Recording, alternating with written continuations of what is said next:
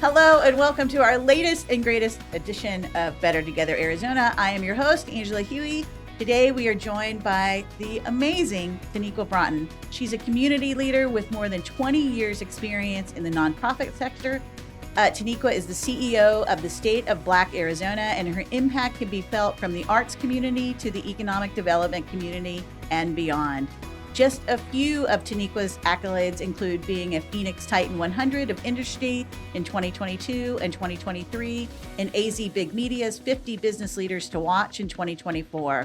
2023 NCBW's Economic Empowerment Legend recipient, and the Arizona Times Women Achievers of Arizona. In 2021, I had the honor of being named alongside of Teniqua when we were both honored as the Phoenix Business Journal's Most Admired Leader recipients. In 2017, she was also selected by her peers as a recipient of the Arizona Champion Award for the Central Arizona region from the Flynn Foundation's Arizona Center for Civic Leadership for significant contributions to civic leadership. We are so deeply grateful to have you here today, my friend, and we're looking forward to talking about the African American Leadership Institute and more.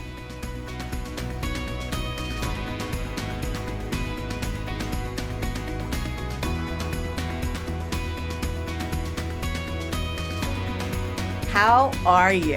Hello, Angela. And I have to say, thank you so much for inviting me to come on and speak. And for sure, I have been feeling the love and the support from your friendship over the last few years of getting to know you. So thank you. I'm excited to talk about what 2025 has ahead for us and what we have done in 2024. Absolutely. So to get us kicked off, I thought, you've had such an impressive and impactful career. I thought it would be really helpful for our viewers and listeners if you talked about what led you down this path of community leadership and involvement. Oh, wow. Great question. So when I think about that question, I think what I would say that is important for people to know is that in the many different roles that I have been in the state of Arizona over the last 26 years, I realized that I was a community leader, not a sector leader. And what do I mean by that? I realized that when I was in the roles of the positions that I was in, I was set to do more than just be really good at that one position or in that one sector, but to be definitely a voice, an advocate, and an extender in the community through engaging all of the different sectors. So I think I spent a lot of my time making sure that I showed up in a way in my role where I was bringing, I would say, goodness to the organization, but also served as that goodness so that there was impact and results for the work that I did. So over those years, that's really how I've moved this forward. If I am a person of service, how can I be that as a community leader? What I'm hearing you say, my friend, is that you listened and you were led. I listened and I was led, absolutely. And I think that a lot of times it wasn't necessarily this is what I think I should do. The next thing always was the thing that was prepared for something I was doing before. So I look at things where I'm like, I don't know what this is going to lead me to, but obviously it's preparing me for my next journey. So it is an assignment in my mind. I am making sure that I am completing that and being prepared for what's next for me. Yeah, I often say it from one community standpoint. We are led and we are just really great listeners. And I think that if you allow yourself to, explore your surroundings, those opportunities they seem to appear almost out of nowhere, but you're really being led to them, aren't you? Absolutely. Yep. Teniqua, you've been a champion for the arts and Black community. What have you learned about the importance of partnerships in community building? Oh, God. I feel like there's two things, authentic relationships and understanding reciprocity. So you must have social capital to get things done. And if you haven't invested early on in your career and recognizing that you need to get to know people regardless if they can do something for you or not, but just getting to know them, it has been, I have to say, the nugget that has helped me recognize for an organization like State of Black Arizona that is smaller and niche grassroots, those relationships over the decades carry us forward because of those because of the time that had been spent in getting to know people and them supporting, I think, my leadership. And then when I talk about reciprocity, I think about it is you reap what you sow. Yeah. So what you pour into your career, what you pour into your organization, what you pour into the things, that percentage is exactly what comes out sometimes in the year, in the time frame. And so those two things are important to how I think about leadership in the way that I've been able to navigate. So relationships and what I put into it is what I get out. And it's authentic relationships, right? Yep.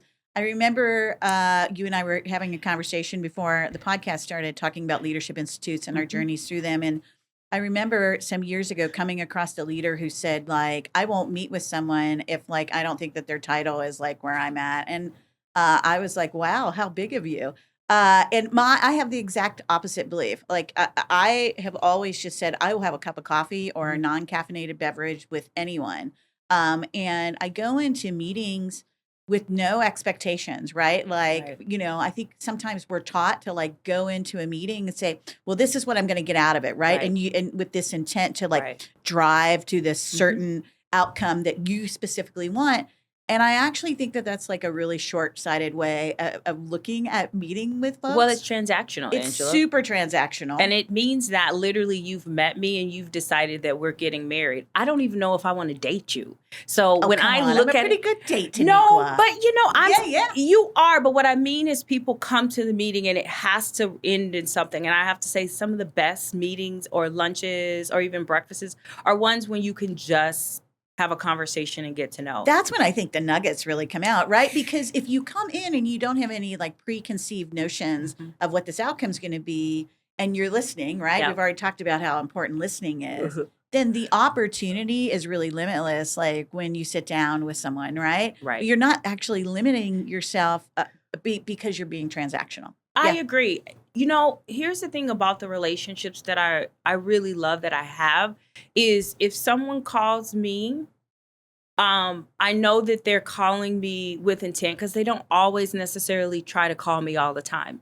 And I think the same when they're like, oh, Teniqua is calling, like she don't use her phone This call is status. important. This is Yeah. probably important. And I say that because at the end of the day, as much as like you may take, you need to give at the same rate. Yeah. But I do feel like when it comes to it, when I think about the people who are not just advocates and supporters of me, but people who also are in that work circle, like I use that very, carefully and thinking about how I navigate those relationships. And it's not always about, like you said, getting something done. Sometimes it's like, you know what, Angela, I just want to shoot and I just want to talk. Yeah.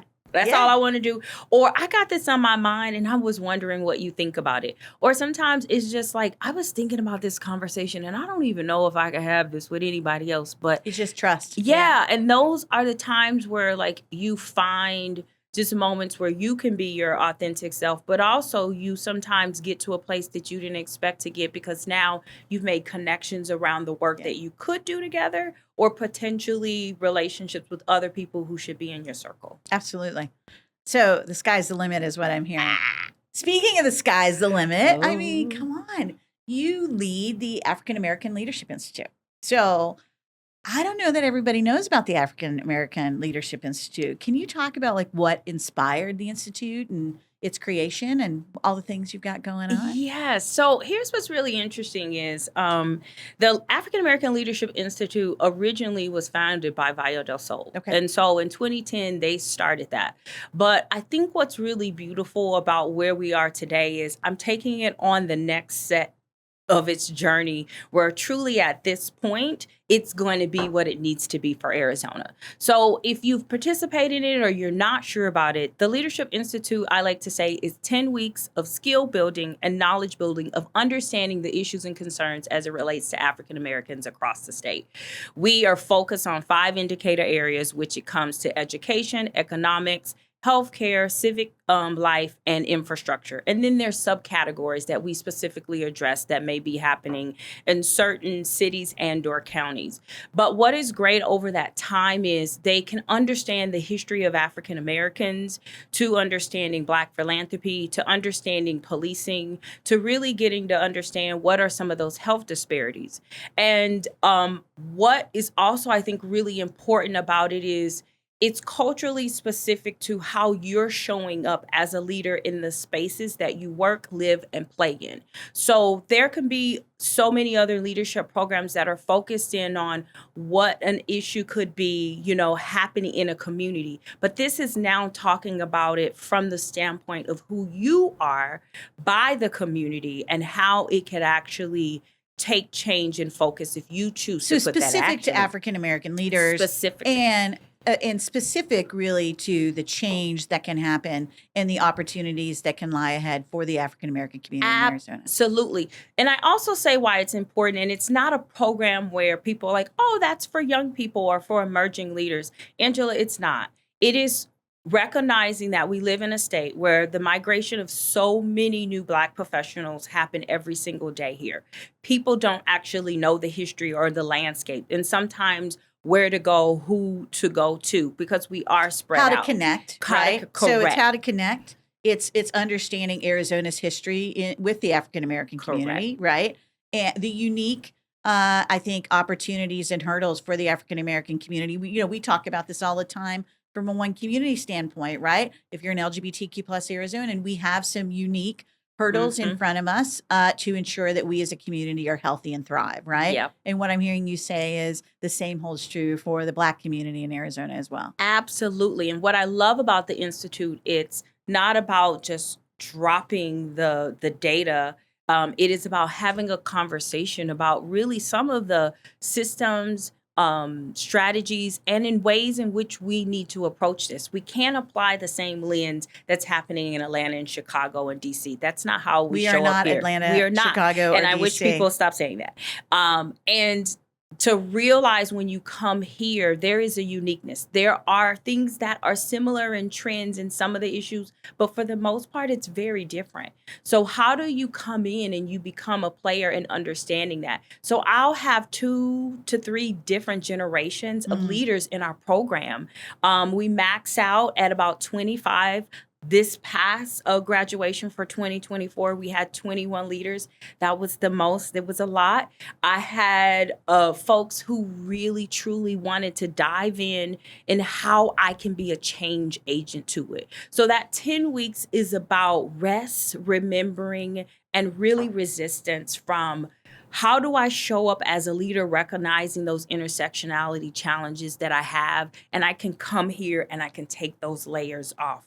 Right. To remembering still what I'm up against when I go back out there, but taking a whole different layer and lens of being able to do it and realize you have to be resilient in doing this. You cannot come at it the same way, and having a pivoted spirit and an adaptability is huge. So that is what the program is. And it also has layers. I teach a lot of abundance through my action. So we are in a space where we are 5% of the population. And a lot of times, Angela, when I am in rooms and spaces, I feel like sometimes my voice has to compete with, well, you're a smaller size of the population, but I am a part of the circle. And so I feel like the margins sometimes get overlooked or missed because it's smaller, but all of us have to be a part of building out the center. So I try to teach the leaders that we have to have a community of abundance and care and joy and modeling togetherness. Because if we don't, what we do is perpetuate some of the systemic inequities, challenges, and oppression that literally we have to experience every day in this country. And so I'm building leaders to show up differently instead of going in and just charging at conversations that get us nowhere with no solution. I hear you saying a number of things. One, I hear you saying you're teaching people how to advance with an open hand as opposed to a closed fist. Absolutely. Yeah. And you talk about the size of the African American community in the state of Arizona, which is 5%. Yet, we still don't have equal protections for the LGBTQ plus community in Arizona or federally. So we've never had a census question. So we don't know exactly the size of the LGBTQ plus community in the state of Arizona or nationally, right? Because there's never been any really good data collection. But we're likely 5%. Around there. Larger probably in the Midtown area. Areas. Yeah, there's some areas where that are absolutely like, the gayborhood. There's no doubt about that. So funny, Angela. But both of our communities have the intersectionality, so much intersectionality to deal with. And then we represent and are working within minority communities and with leaders that represent minority communities. But one of the things that I think is so fascinating about Arizona, and you're right, this is not DC or Washington. I like to remind national organizations that work on LGBTQ plus issues. This is definitely not Washington, D.C. This is the great state of Arizona. And we do things differently here. We are the youngest of the 48 contiguous states, right? Our statehood day is coming, our birthday's coming up on February 14th. Yes, it is, February 14th, yep. Which is cool. We, for so many years, were a state that was just really built on migration. People moving here from other states or from other parts of the world, right?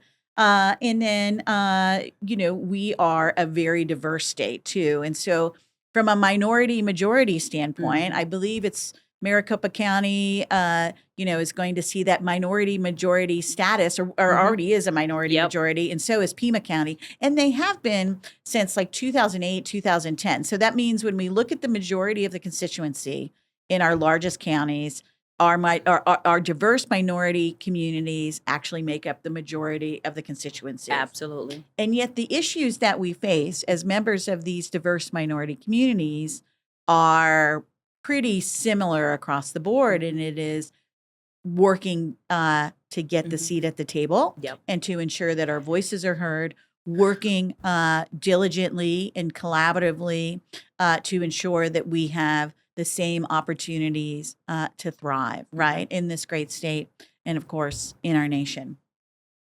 And I know, we're in some very turbulent times right now as we enter into a new administration, an administration that many expect has some issues with some of our diverse communities, if not all of our diverse communities. I know I was recently having a conversation with Nate Raton, and we were talking about our LGBTQ plus community and the concerns we have with some of the executive orders that we expect that will come out on Inauguration Day, which is also MLK Day. Yes, it is. Yes, it is, Angela.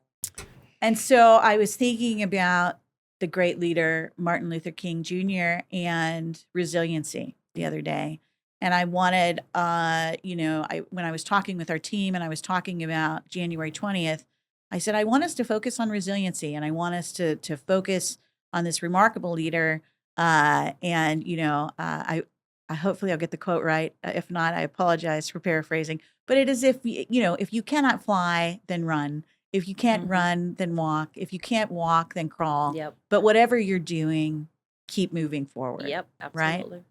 Talk to me about the importance of resiliency. Ooh. Angela, I don't think I could sit in front of you if resiliency probably wasn't tattooed, I like to say, maybe not visibly across my forehead, and I've had to learn that. First, I want to say this on record. I think you, Nate, and I need to get together to do a session around the intersectionalities of the LGBTQ plus community with the people of color. Yep. Yeah. Because I think when we have those conversations, one, we're challenged with still to date the stigmas and the conversations we need to have with in family. Our Black community and our Hispanic communities as well, right? So Nate, if you're watching this, you have a date with Teniqua and I. We're going to be really busy in 2025. I see another podcast coming. Absolutely.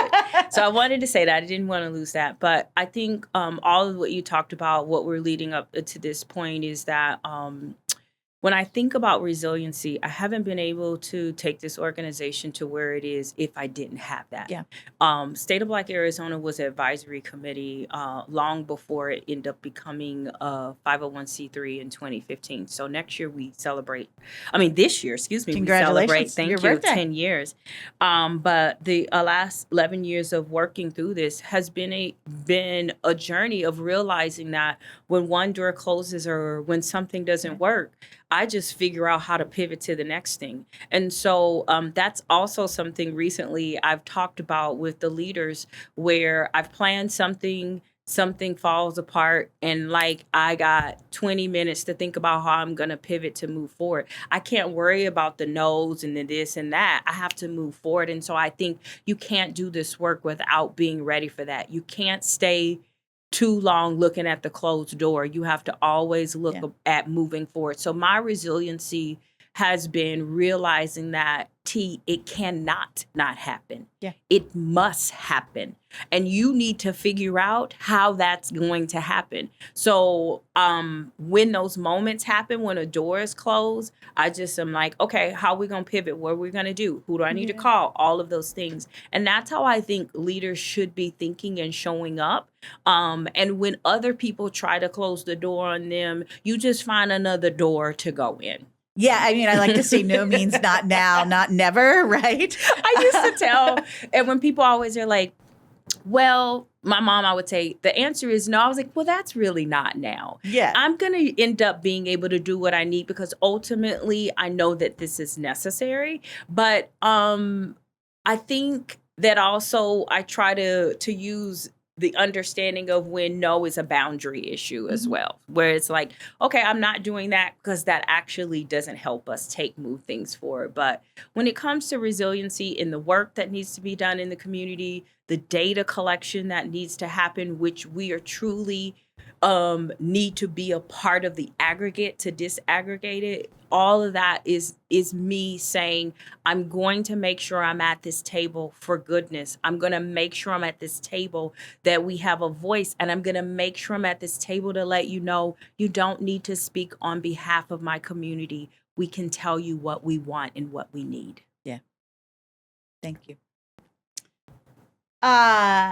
And thank you for being so resilient. And I'm so grateful for your leadership. And we are so. But Angela, do we have a choice? Because I don't know if you've had a choice. I think I just feel like the way I was built is there's fierce determination, and I just I'm a Libra.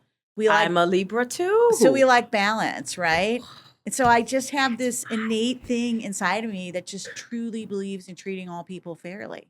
Right. I think there's that innate thing in me as well. And then there's also, I think, being a former runner where it's like, it's time to endurance. Move the gear. Yep. Yeah.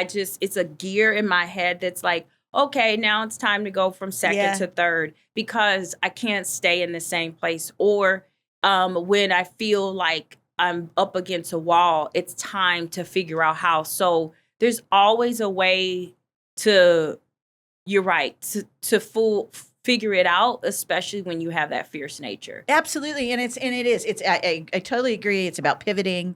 And one of the things that I learned really about a decade ago, and this was just like, you have those, you're like, I've got an aha moment.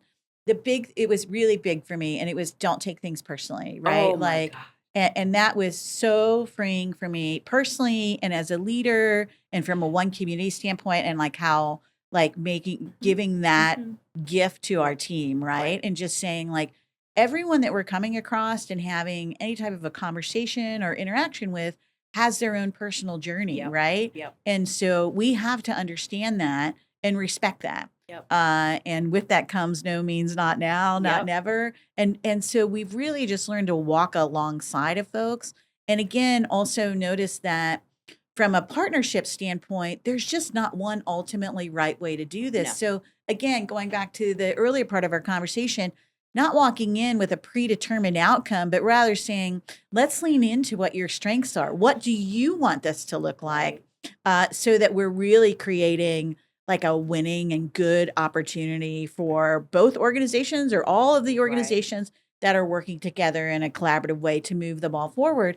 And then really that true sense of community, right? And we gain great community when we go through leadership programs and with our cohort. And there's that special bond that happens that takes us out into the world. And it's about trust, and it's about community, and it's about coming together and with a vision of making our state better, but also with the understanding that there's not one ultimately right or wrong way to do this, that we may have different strategies, and that's okay. Like, let's meet and come together on the things we agree on, and let's also see what gets traction, right? Right. And so there's nothing oppositional about having multiple strategies for a solution in any way, shape, or And form. I think that is definitely the work of my organization, and even what we're trying to share to teach leaders. Like, yes, it may have been done that way and it works, but I think there could be multiple ways.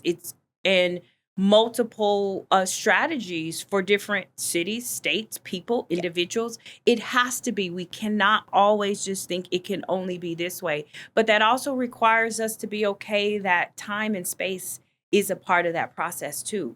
And a lot of times we don't have enough time, we don't have enough resources, or we can't create space. And I think that gets us back into the same rat race of that loop. And but there's no shortcut, right? Is what you're saying, right? So we can't shortcut these things, and doing it the way it's been done and expecting a different outcome. I think it was Einstein that said that was the definition of insanity. It totally is the definition. And two, he has a quote I use a lot, which is really focused on the fact that you can't solve today's problems with the way that you put that together yesterday. And so a lot of times we do that. Also, I think a big part of this, Angela, when I even think about resilience, is co-creation, the ability to co-create with people. So when you talked about like sitting down with people or partnerships, I really try to sit down, like you said, I'm not focused on the title or what I'm trying to get, but like, let me just listen and have a conversation, because a lot of times it's about what you can do together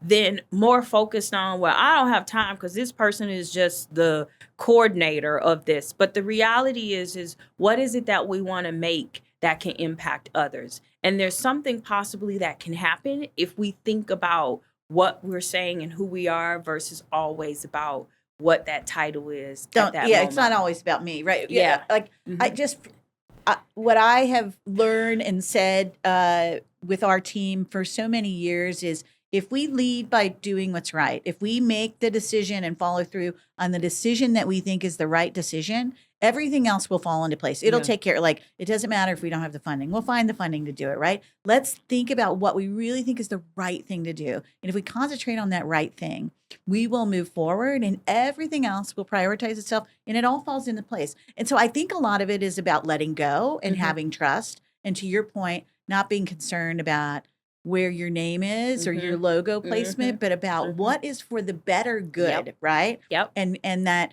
co-creation and collaboration. And when we do that, there is truly an opportunity for everyone. Well, all the things that you said around trust, and you can be vulnerable and transparent, your relationship then ends up evolving the work that truly can represent the community, but meet the mission of the organizations. And I feel like I have several partnerships that are reflective of that. It didn't maybe start off that way, because a lot of times I like to say you're on the teeter-totter, you're trying to figure out what, but then when you bring your best selves to the table, you start to actually make really collective impact around that work. And I think one of my biggest examples over the last 4 years is working with GPAC. It's been great to spend time with Chris, his team of researchers, his marketing team. Like, I know the people in the office, and they know me. And what's great about it is we're working together for the same thing. Even though I'm a smaller organization and they're a larger organization, we figured out what makes us work well together in our marriage, and we build our programs and our products that come out when it comes to the State of Black Business Report. The answer is yes, and the answer is and, right? Yep. Not either or. Nope. It's and. Yep. Teniqua, let's end on a high note. I am deeply inspired right now, and I do think I may be in church. What are some of the opportunities and positive developments you see or are creating for the Black community in 2025? I have to say, I think the positive developments are, even though there have been so many, I like to say giants, whose shoulders I stand on, who've been doing this work through town halls, all kind of gatherings, and other written publications. I think the state of Black Arizona is creating a space where we have a place where people are like, I want to understand what is happening for the Black voices in these areas of which the state of Black Arizona is researching. Also, too, I think we are also putting impact at representation matters. Representation of making sure that we're at the table and that we're part of the equation when we think about the data. And I think ultimately, when I think about those two things, that's huge. Because a lot of times people always are like, oh, I have a friend. I'll just get some information from Angela and I'll bring it back and that'll represent the LGBT. No, Angela can come to the meeting herself. And so those are moments where I think the tide is changing there. But also, too, people are making decisions, Angela, around their strategies better because there is an organization such as ourselves. So to me, the opportunities I have seen is that data may feel drab in sometimes it's not always at the place you want it to be, but it's been the opportunity to make change and impact, and people are finding a way to find themselves in what we present and make a change for the community. I love when institutions or organizations are saying, okay, I saw the data, Teniqua, I want to respond to it, and I want to move the needle forward. And that, to me, is why we exist. When you think about what's going to happen in 2025, at this point, we're celebrating 10 years. And 10 years, I think, is a really great monument moment for us to be able to say, this is what has happened for this organization and for the community over that time. So we are looking at the state of Black housing. We're looking at giving the community an understanding of what's happened in the last 3 years with our driving local investments in Black Arizonans publication. We're going to continue with AALI, which is the African American Leadership Institute, but it's going to be something turning its head, very different, that becomes our own model of how we get the leaders to respond to our data. And I think there's going to be a lot of other great things that through the celebration of the 10 years, you'll get to understand how important I think this organization's existence is and the future of it for the Black diaspora of all people who come and live in Arizona. Well, here's to you, my friend, and to another 10 years. Yes. Congratulations. Thank you. Thank you for being with us. Teniqua Broughton, is there a website? Absolutely. There's a website. Give us a website. So State of Black Arizona, you have to go to State of Black Arizona, Arizona all spelled out, .org, not .com, .org. You should be able to find all of our reports, publications, and information about what we are doing. I am going to put out my letter of what we're doing in 2025 on January 20th. So if you want to see what we accomplished in 2024 and what's ahead for us in 2025, please don't hesitate to get on our mailing list. You can also get on there by accessing the website and clicking on sign up here. Great stuff. Thank you so much for being with us. Thank you, Angela.